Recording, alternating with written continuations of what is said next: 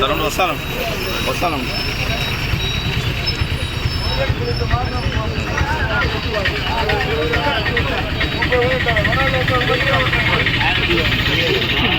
విషయం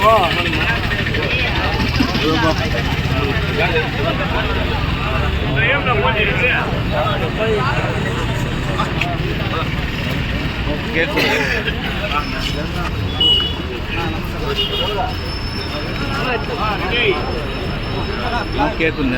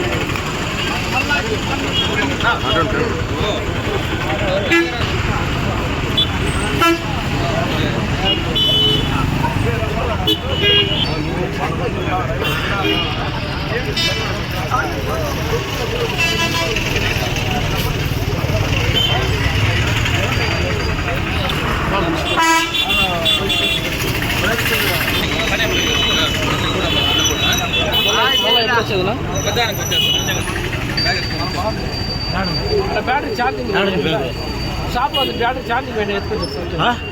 షాప్లో ఉంది, ఎత్తుకొచ్చేస్తాను. చూసే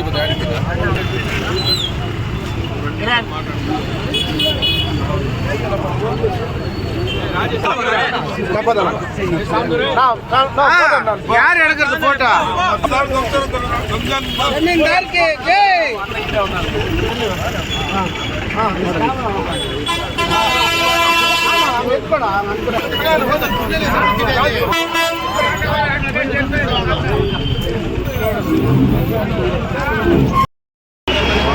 ಜನ ಒಂದಿಗೆ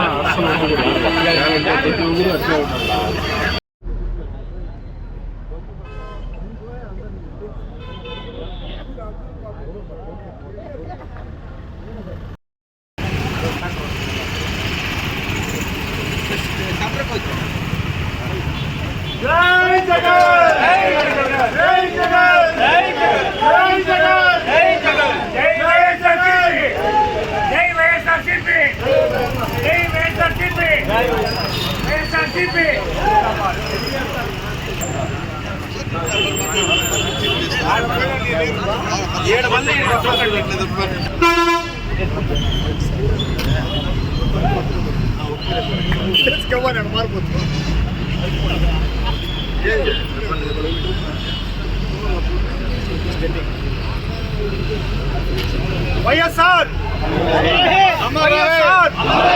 వైఎస్ఆర్ వైఎస్ఆర్ జోహార్ వైఎస్ఆర్, జోహార్ వైఎస్ఆర్, జోహార్ వైఎస్ఆర్, జోహార్ వైఎస్ఆర్, జోహార్ వైఎస్ఆర్.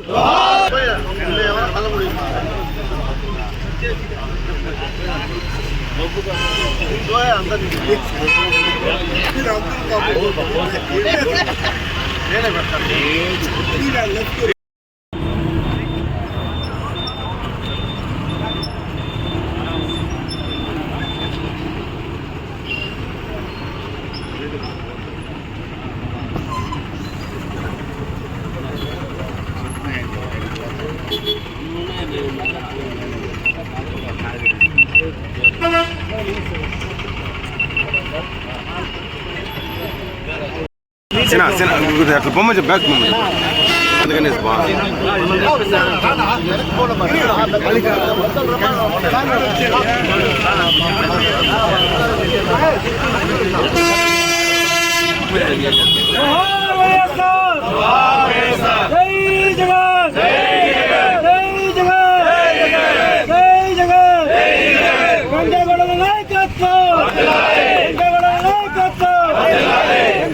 నాయకత్వం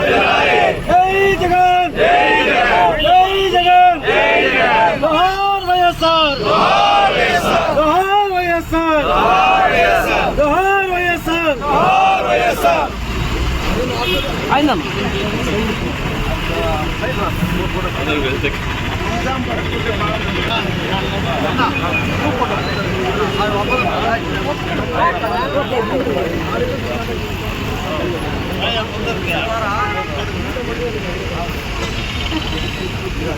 అన్న అట్లే అనండి ఒకసారి గ్రూప్ కూడా తీసుకు అన్న.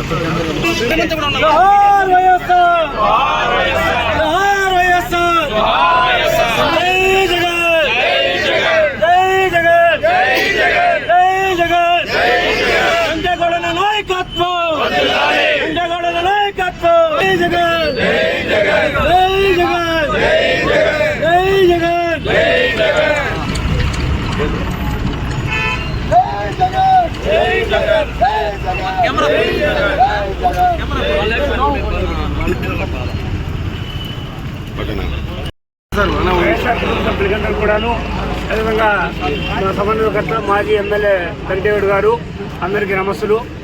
ఈరోజు ప్రదర్శిస్తున్న అందరికీ తెలుసు, 2011 మార్చి 12వ తేదీ నాడు ప్రపంచ చరిత్ర సృష్టించే విధంగా ఆవిర్భవించినటువంటి వైఎస్ఆర్ కాంగ్రెస్ పార్టీ దాని పూర్వాపరాలు మీకు అందరికీ తెలుసు.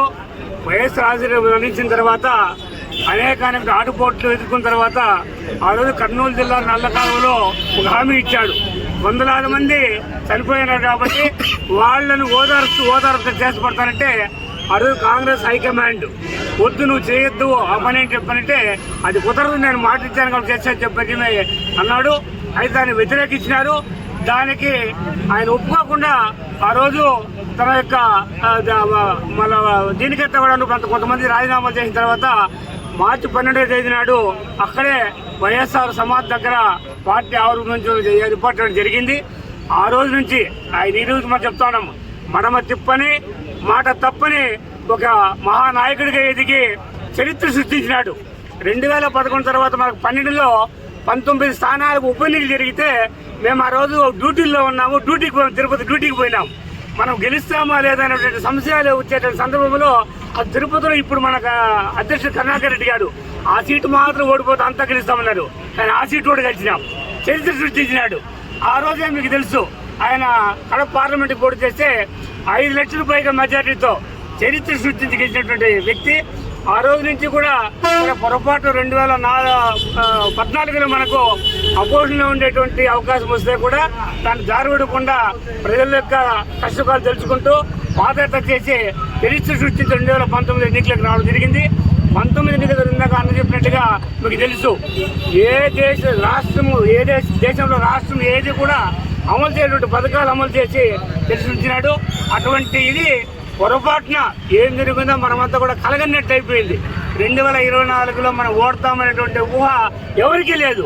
అయితే ఎందుకు ఓడిపోయినాము ఈరోజు మహా మేధావులు చెప్తా ఉన్నారు. ఇదంతా కూడా ఈవీఎంలు లేకపోతే రకరకాల కారణాలు జరిగిందని చెప్పి, అంతేగాని ప్రజలు మనకు వ్యతిరేకతగా ఎక్కడ లేదు.